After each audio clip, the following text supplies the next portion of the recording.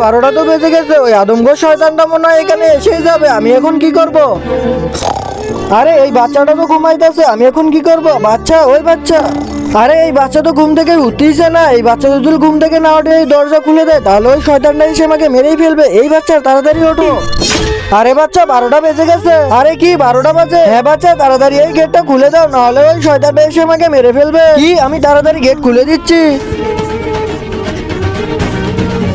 শুক্রিয়া বেটা।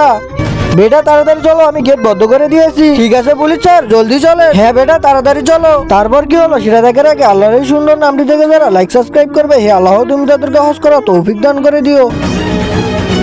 বেটা ওই শয়তানটা মনে হয় আইসা পড়বে, তুমি চুপ হয়ে থেকো। আরে পুলিশ স্যার আমার অনেক ভয় পাইতাছে। আরে বেটা ভয় পেও না, ওকে দেখে তুমি যতই ভয় পাইবে ও ততই ভয় দেখাবে। আরে স্যার আমি শুনেছি ওই শয়তানটা নাকি অনেক ভয়ানক। হ্যাঁ বেটা ওই শয়তানটা অনেক ভয়ানক, আর ওই শয়তানটা যে কারো রূপ ধারণ করতে পারে। কি?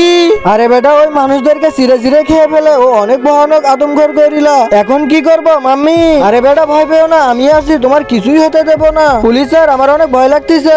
আরে বেটা তুমি ভয় পেও না, আমি আছি তো, তোমার কিছুই হতে দেবো না।